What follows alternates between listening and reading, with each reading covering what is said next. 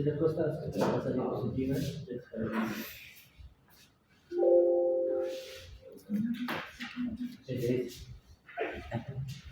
Bien. ¿Qué menciona? Y la persona más segura está en guardia, inclusive cuando parece estar casado y todo. Rubio, sí. ¿Cuánto tiempo tienes el pantano? Trabajar con seguridad es como respirar. Si no lo haces, mueres. Cada acción segura te lleva a casa sin incidencias. ¿Cuál es nuestro objetivo de esta clase? Dice principios básicos de cirugía, ¿no? Pero dentro de todos los principios básicos de cirugía hay algo muy importante, que es la seguridad. ¿No? La seguridad. Entonces, el objetivo es socializar conocimientos sobre principios básicos de cirugía como una conducta preventiva para evaluar los riesgos, anular o mitigar los efectos de ellos. Y la competencia es tratar de conocer y aplicar todas esas normas que nos van a llevar a desarrollar una actividad segura en nuestro trabajo. Y como les decía, el ser humano, desde principios de su existencia, siempre se vio rodeado de riesgos. El fuego, las peleas por la supremacía, por la supervivencia, han sido nuestros riesgos más graves que teníamos al principio. El mismo fuego nos brindó la posibilidad de consumir alimentos procesados, desnaturalizados, la proteína desnaturalizada, que podían funcionar mucho mejor. Fue también un riesgo. Manejar el fuego fue un riesgo. Y como les decía, el sitio más seguro es nuestra casa. Pero en ella también existen riesgos. Por ejemplo, ¿qué riesgo tenemos? Todavía un terremoto. ¿Ah? Un terremoto. Un terremoto. Y si no tenemos nuestro flujo de escape ya planificado, sería un caos. ¿Qué se sigue en un terremoto? Lo primero que es tranquilizarnos, estar en los puntos seguros, y luego que ya si el terremoto ya un poco más tiempo, ya vamos saliendo en calma. Estás en casa, tú conoces tu casa, ¿qué es lo que vas a hacer? Ir a una columna. Ir a una columna. Después, ¿qué más vas a hacer? Es esperar a que pase el terremoto. Abrir puertas. Claro. Abrir puertas, fíjate. Con la posibilidad de tener una fuga, porque con este movimiento pueden quedarse las puertas saturadas. Entonces, nos vamos a quedar adentro. ¿Qué otro riesgo tenemos en casa?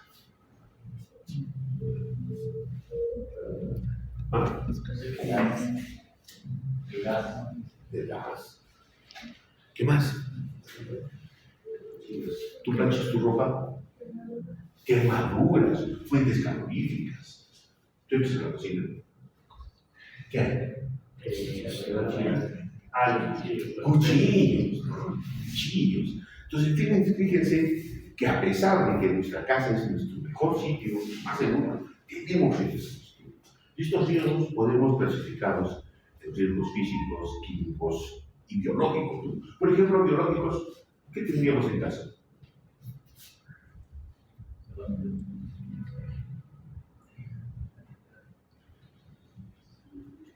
¿Tienes tu mascota? ¿No? ¿El perrito qué hace? Cuando va al baño, ¿cómo termina la limpieza del perrito? ¿No es cierto? Y luego viene y te acaricia y te mete la lengua, ¿no? Está propagando ese riesgo. Es un riesgo. Y entonces, frente a todo esto, frente a todos estos riesgos, nosotros tenemos como escudo nuestra bioseguridad.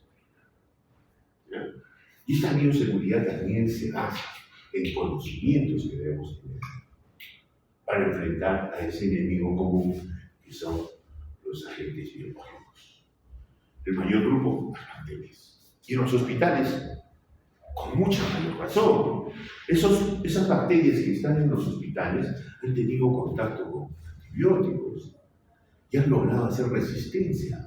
Hay resistencia bacteriana. Imagínense que nosotros podamos coger una neumonía intrahospitalaria.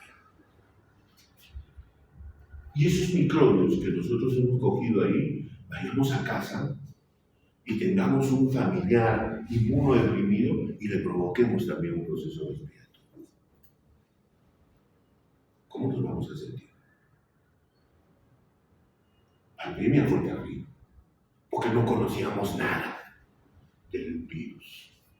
Lo único que sabíamos es que se transmitía por vía aérea, pero después su patogénesis, sus daños que podía ocasionarnos en nuestros cuerpos, no conocíamos.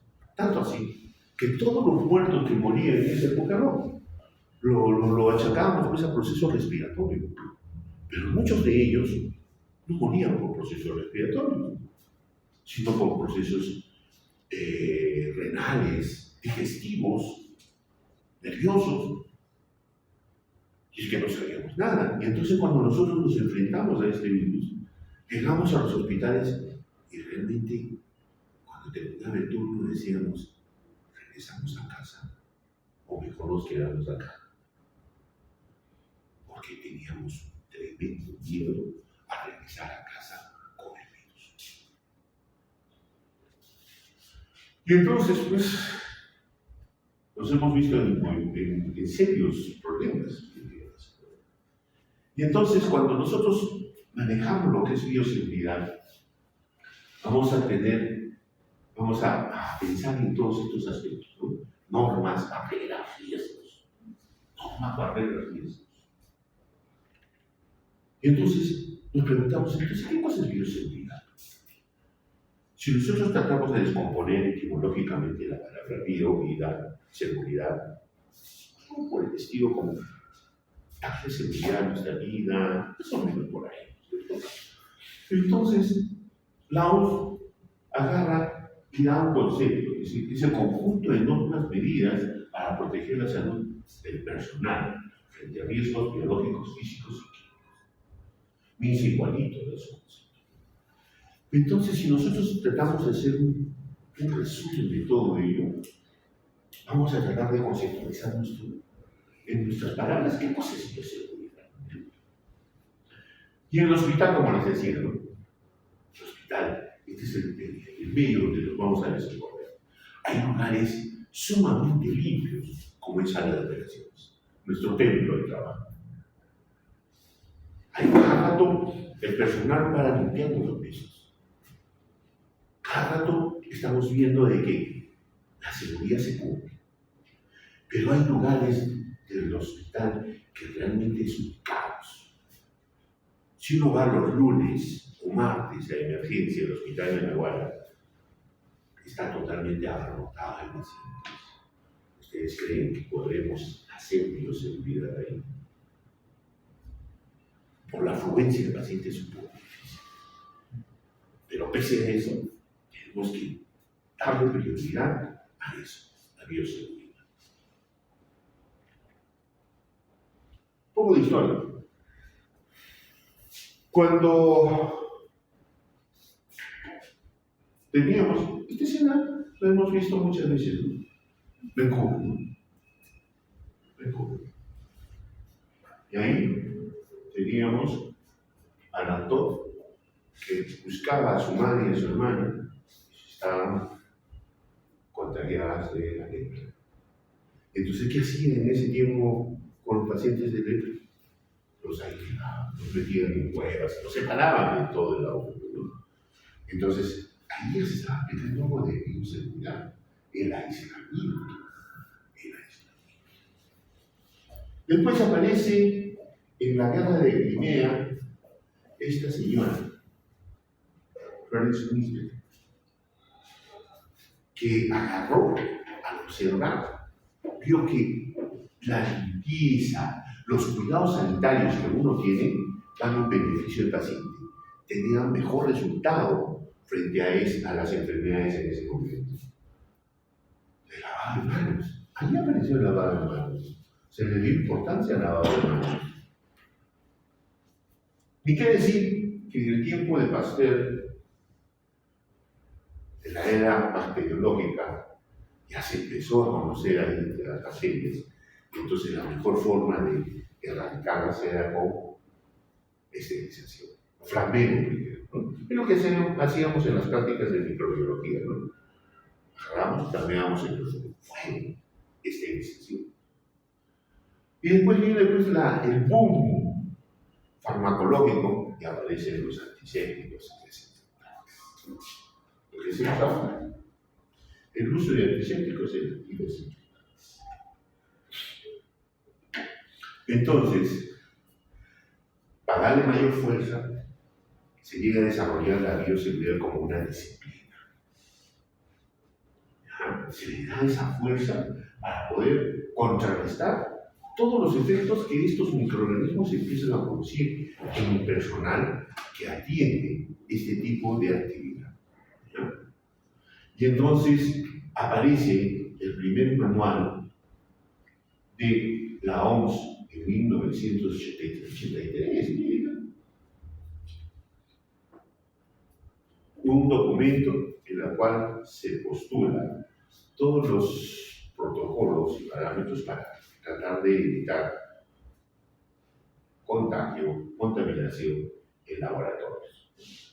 Es eso, sencillamente empiezan a aparecer documentos, infinidad de documentos que están basados en leyes.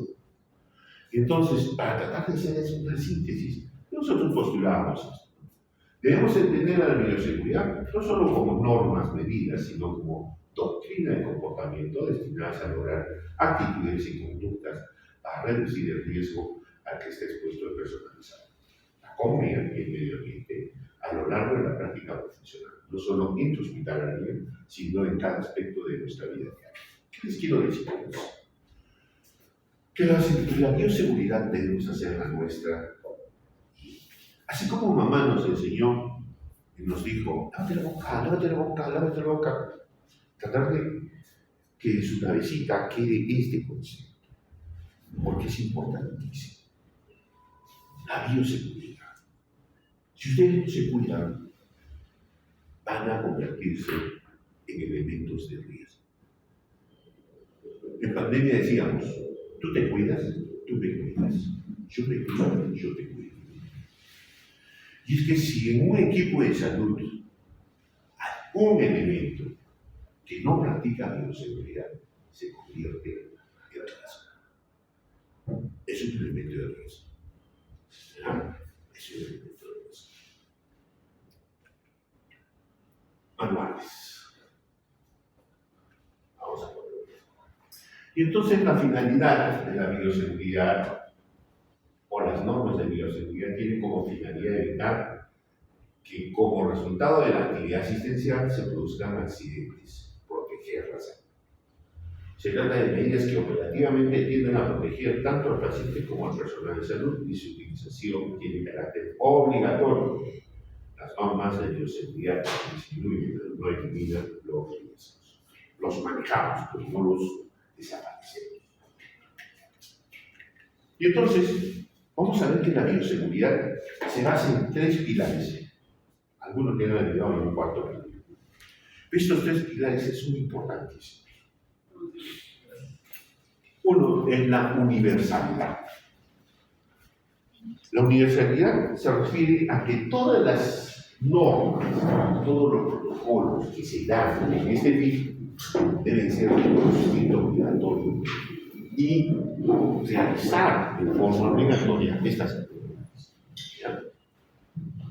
Siempre ahora está de moda pues, el bendito ejemplo de pandemia, ¿no? Cuando se conoció la vía aérea como vía de transmisión, se empezó a utilizar el barbijo. Y el barbijo no se utilizó solamente en Wuhan, sino fue universal. Si nosotros, por ejemplo, decimos que nosotros para protegernos, para evitar una herida punzante con un elemento punzo importante en los hospitales debemos hacerlo con una técnica adecuada. Por ejemplo, el desechar una aguja hipodérmica después debe ser utilizado. Hay que enviarlos o colocarlos en depósitos adecuados. Y si nosotros queremos enviarlo con su protector, esa aplicación del protector en la aguja debe ser con sumo cuidado. Esto lo he achacado tantas veces que al comienzo de este año me dieron un cocacho de esos terribles. Nunca se debe poner el capuchón, el protector de la aguja en las manos, en el aire. Nunca. Debemos colocarlo siempre en la mesa. Nosotros sabemos, ¿no? Sí sabemos. Y uno de mis internitos en la madrugada, veía a las 5:30 de la mañana, de un paciente para suturar, póngale 2 puntos en el cuero cabelludo. Termina y lo veo todo pálido. ¿Qué pasa? Me clavé. ¿Cómo así? Es que quería colocar el pulso. ¿Y qué pasa si uno se clava con una aguja hipodérmica? Usada en un paciente joven. La posibilidad de transmisión viral es enorme, ¿no? Enorme. Y entonces, qué terrible sería un paciente, o perdón, a un personal de salud decir, clavado y tener la duda. Como experiencia propia, puedo mencionar que cuando estuve trabajando en Moquegua, hubo un paciente con ictericia, estaba en muy mal estado, estaba en medicina, y los médicos de medicina decían, es una coledocolitiasis. Y yo decía, no, es una hepatitis. Y a las finales hacen una junta médica y deciden que se debe explorar al paciente quirúrgicamente. Y yo estaba de turno. Así es que entré con el paciente.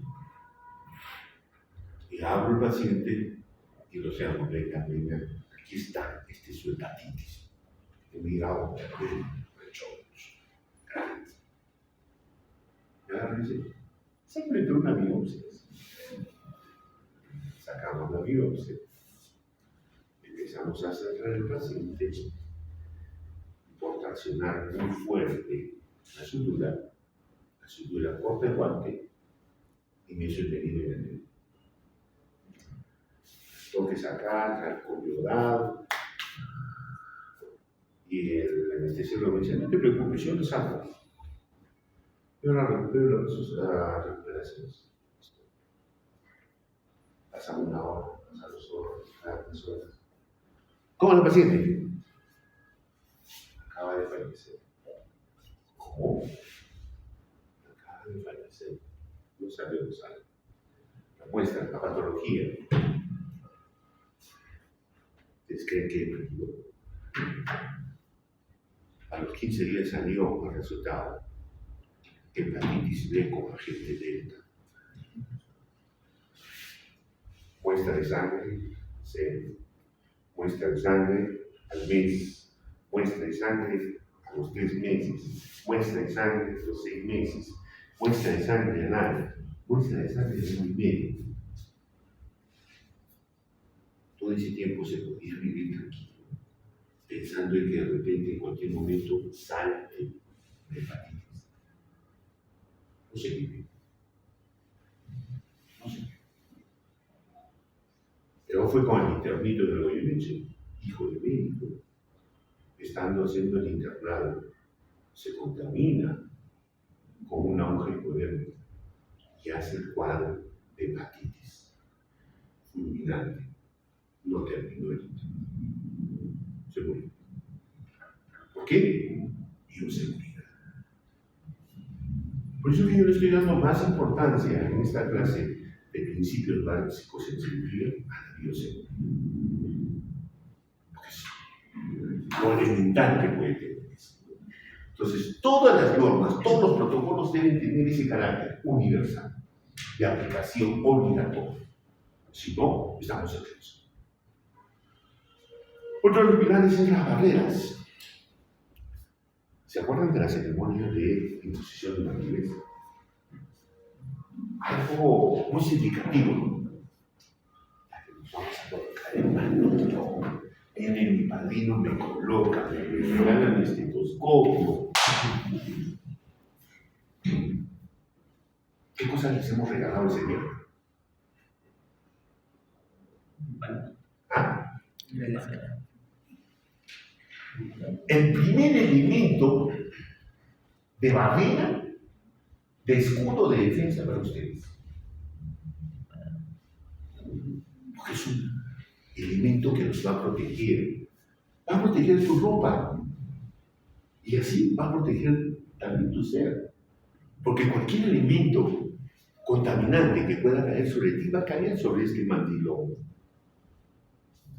Y entonces, por ese motivo, ese mandilón debemos usarlo con el debido respeto, con la debida responsabilidad. Yo siempre digo, ¿no? Los estudiantes de la UNSA, de la Facultad de Medicina, reciben esta información. Incluso como los estudiantes de la católica, que pareciera que no la hacen. Si ustedes van a ir, los que van a estar conmigo en el Yanaguara, van a fijarse que es clarito distinguir a distancia quién es de la católica y quién es de la San Agustín. Porque los de la católica están con su perfil abierto. Cuando caminan se elevan así. Tipo héroes, superhéroes. Y si utilizan medios de transporte, a veces ni siquiera se los quitan. Y ese mandil que está cargado de microbios, están así, que está flameando sobre la cara del pasajero que va a sentar. Llegan a la casa vestidos con el mandil. ¿Qué estamos haciendo?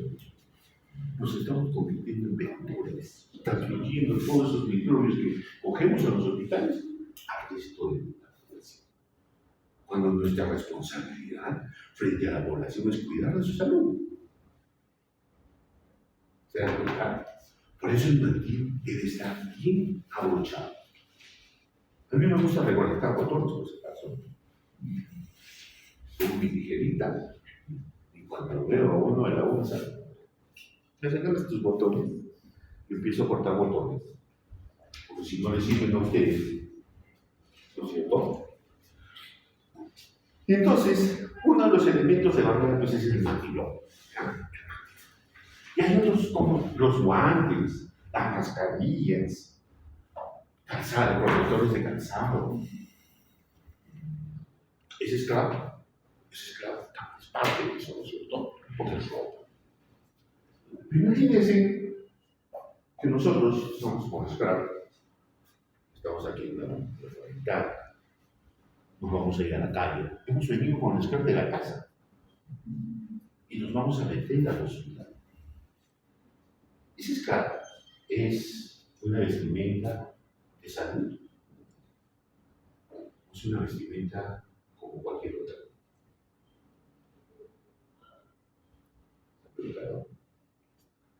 Y si entran al hospital y dicen, no, pues estoy con mi esclavo. Estoy con mi esclavo. Porque dice que es una vestimenta de salud. Pero lo que estamos haciendo por nosotros, nada. La disculpa no es que estemos con esclavos, la disculpa es que llevemos el material de la regla adecuada. Entonces, cuando nosotros entramos al hospital, ¿qué debemos hacer? Colocamos nuestro mandil y abrochar nuestro mandilón. Salimos del hospital, sacamos y estamos con esclavo. Pero esto es nuestra ropa de calle. Es nuestra ropa de calle. No es ningún elemento particular. De repente nuestro uniforme, ¿no? Pero no es un elemento que nos vaya a guardar seguridad. ¿Listo? Desechos. El manejo de desechos es importante. Frente a toda actividad, siempre hay la producción de desechos. No comen plátano, tiene la casa. Tiene la casa. Uno abre un par de guantes quirúrgicos, tiene las envolturas. Y entonces vamos a distinguir en desechos biocontaminados y desechos comunes. Cada uno de ellos tiene un depósito en especial. Y en cuarto pilar, la valoración de riesgos. ¿Qué riesgo? Y la probabilidad de que un pelito se materialice en determinadas condiciones y que genere daños en la persona. Y estamos, lo que mencionamos. Todos los riesgos lo podemos separar en esos riesgos: físicos, químicos y biológicos. ¿Y qué decir? Hacer una explicación de cada uno de ellos es básico, ¿no? Físicos, en casa, nuestro piso debe estar bien enceradito, ¿no? Estamos con un calzado que no tiene el material higienizante y vamos. Imagínense que caigamos con toda la presión occipital en forma brusca, como los que nos pasa cuando estamos ancianitos, caemos con todo y nos podemos morir por un traumatismo cefalocraneal. No podemos morir. Las fuentes caloríficas tenemos que cuidar, o sea, hacer uso de ellas en forma adecuada. El tratar de agarrar una olla caliente sin protectores es un riesgo, lo podemos quemar. Ni qué decir con los cuchillos. Entonces estamos apurados, estamos en la tabla picando y de pronto ¡pum!, el dedito al suelo. ¿Por qué? Porque nos desconcentramos. Iluminación: a veces las conexiones eléctricas están totalmente deterioradas. En los hospitales muchas veces hemos visto que los tomacorrientes están hasta subidos. Y con nuestra actividad, nosotros, sobre todo los cirujanos que paramos mucho tiempo de aquí frente al paciente en una intervención, a veces optamos por alguna posición y eso va a conllevar a una alteración en nuestro cuerpo. Ustedes que están sentados mucho tiempo. El famoso celular, las cervicales han aumentado enormemente. Entonces debemos corregir esas cosas. Químicos, ¿qué decir? En casa. ¿Con qué limpiamos los baños? Con el hipoclorito de sodio. En el tiempo de pandemia hemos tenido cantidad de pacientes con neumonitis por el uso del hipoclorito de sodio, porque lo utilizaban en concentraciones muy elevadas, o porque no utilizaban ninguna mascarilla. Nosotros, ¿cómo lo utilizamos? La simple demanda, pero tenemos mucho cuidado. ¿Qué pasaría si nos salta una gota de hipoclorito en el ojo? Nos puede provocar una queratitis química de esas severas, ¿no? Entonces hay que tener mucho cuidado con estos elementos. Y estos elementos deben ser bien rotulados para que no haya confusión. A veces, por ejemplo, utilizamos en casa para pintar el Tinder y nos sobra un poco y lo metemos en una botella de gaseosa, unas reciclables, y por ahí a alguien se le ocurre que es agua y se lo toma. Entonces debemos rotularlas bien. Es una de las medidas preventivas para no equivocarnos y no provocar accidentes frente a estos químicos. Ni qué decirlo, pero aquí hay un adagio: todo paciente es potencialmente contaminante, hasta nuestros seres queridos. Todos, ¿verdad? Todos, absolutamente todos. Creo que mi sombra, inclusive, también es potencialmente contaminante. Entonces, miren hasta dónde debemos llegar. Tener en nuestra cabecita que todas las personas pueden llegar a contaminar. A propósito, ¿qué es contaminación? ¿Qué representa el concepto de contaminación? ¿Qué sería para ti contaminación? es la presencia de agentes nocivos en el ambiente, en alguna superficie. En una superficie. Ah, ¿tú con qué te puedes contaminar biológicamente? Con bacterias, virus. ¿Y qué cosa es infección? La infección ya es la invasión de un agente biológico en el organismo. Yo veo un corte, veo una herida traumática. ¿Cuál sería el contaminante? Bacterias. ¿Qué bacterias? Staphylococcus aureus, streptococcus, ¿Y dónde está? en la piel. En nuestra piel, ¿no? En nuestra piel. Y si hay la llegada de estos microorganismos a esa herida está infectada. Está infectada. No, está contaminada. Está contaminada. Se va a convertir en infección cuando haya una respuesta. Cuando haya una respuesta de nuestro organismo. Si no existe esta respuesta, no es infección, es simplemente contaminación. Y como nosotros llegamos rápidamente a emergencia y el enfermito que está de turno rápidamente va a lavar esa herida, este inóculo que ha llegado a esa herida va a ser disminuido al mínimo, que de repente lo más probable que no llegue a desarrollar infección. No llegue a desarrollar infección. Entonces, cuando tengan la clase el día de mañana, por ejemplo, ¿no? Tengan heridas, entonces ahí vamos a de repente hablar acerca de contaminación e infección.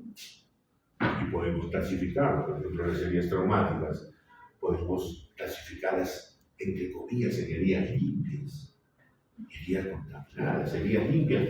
Nos van a decir que son menos de 6 horas, ¿no? Menos de 6 horas. ¿Listo? Sigamos. Entonces, nosotros, frente a todos estos agentes, debemos estar siempre evaluando cuál es la posibilidad, qué agente puede estar provocándonos o puede provocarnos el riesgo de nuestra salud. Evaluar esas posibilidades permanentemente. Y la seguridad empieza en las manos. Desde chiquitos hemos aprendido eso. Vamos a comer, lávate las manos.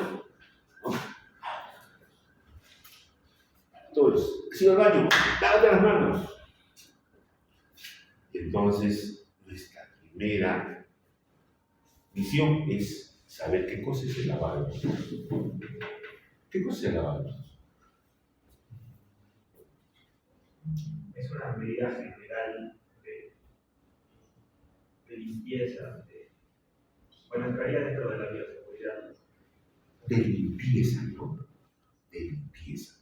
Porque en casa utilizamos el jabón.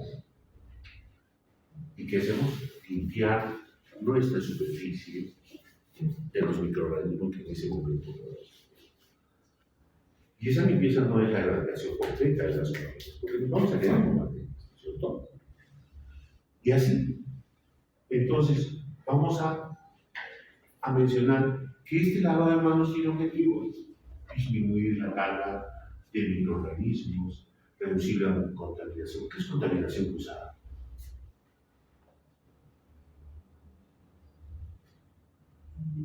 ¿Qué es contaminación cruzada? Yo te contamino a ti y tú me contaminas a mí. Ah, sí, son las cruzadas.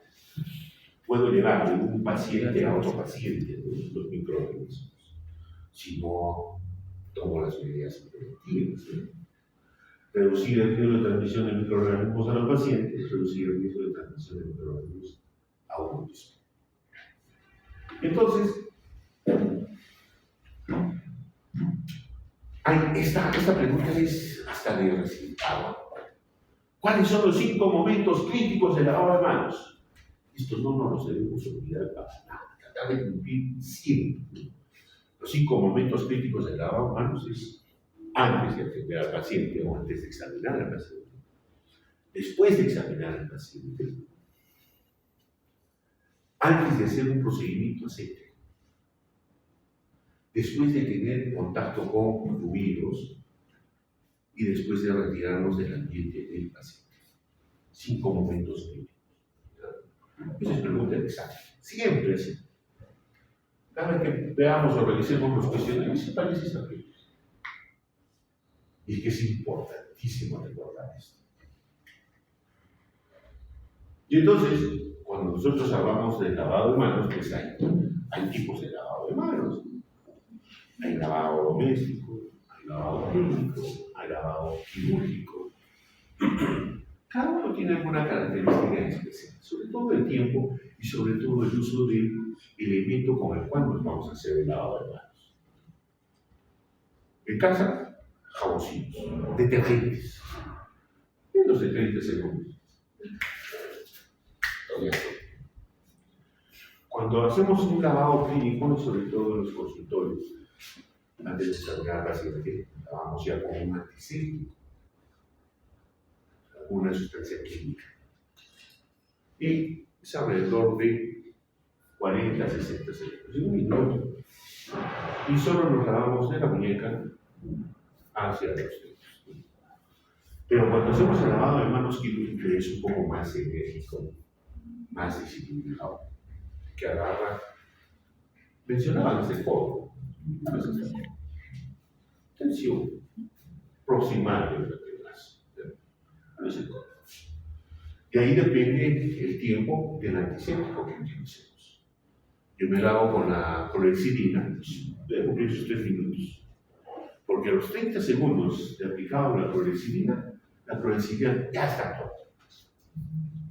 Si yo me lavo con la iodopovidona, voy a tener que extender esto hasta los 5 minutos. Entonces eso depende del tipo de antiséptico que vayamos a tener. Entonces, habrá que mirar como una técnica que puede ser utilizada.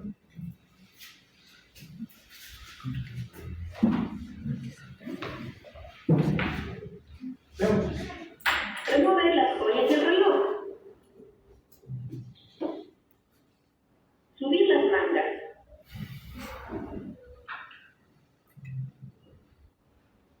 Adoptar una posición cómoda frente al lavamanos.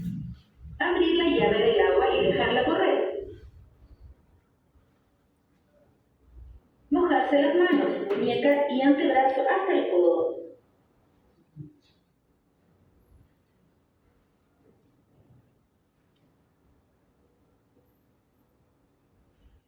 Aplicar 5 ml de jabón antiséptico. Frotar ambas manos y muñecas para eliminar la suciedad.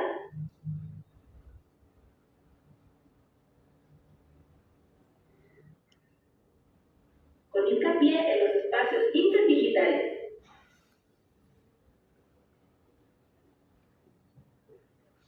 La aplicación del jabón antiséptico debe hacerse siempre con movimientos circulares, desde la punta de los dedos hacia los antebrazos.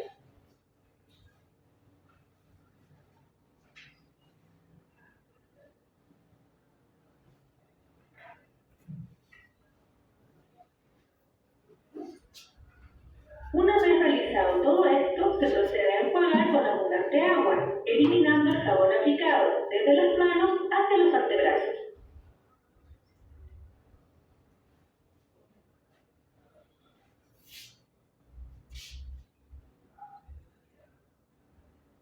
Aplicar nuevamente 5 ml de jabón antiséptico.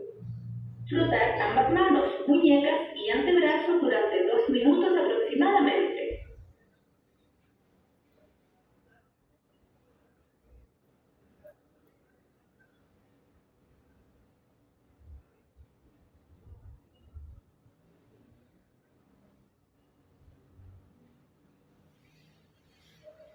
Volver a enjuagar con abundante agua.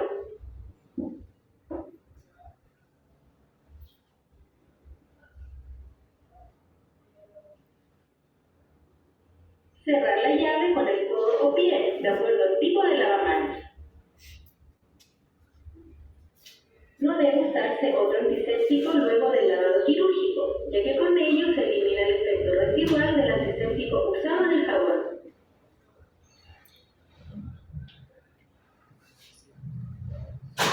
Se secar con compresas estériles, primero las manos y luego los antebrazos.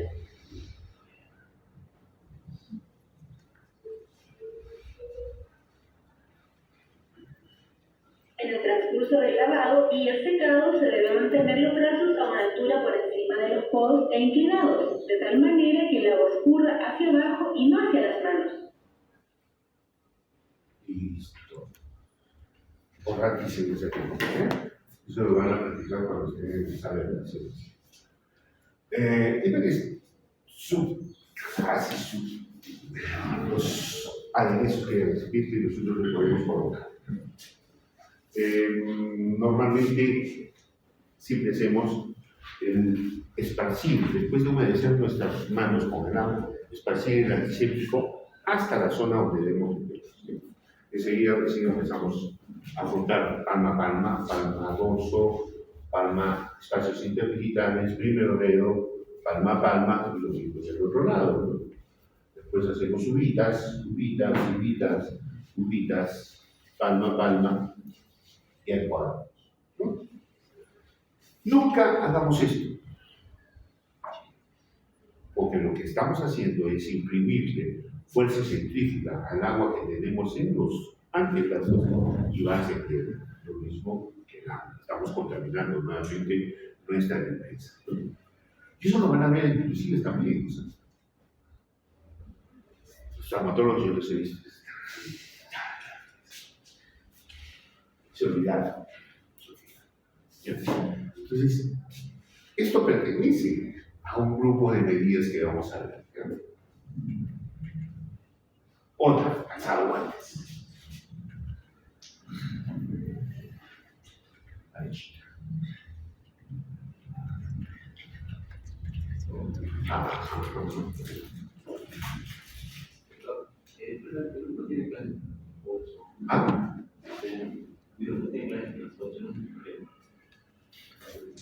¿Tiene clases a las 8? Sí, vamos a poner menos de 5. Vamos a cerrar. Entonces, ¿a qué iba esto? Que este lavado de manos pertenece a un grupo de lo que es asepsia. Y entonces hay dos términos importantísimos, asepsia y asepsia. Asepsia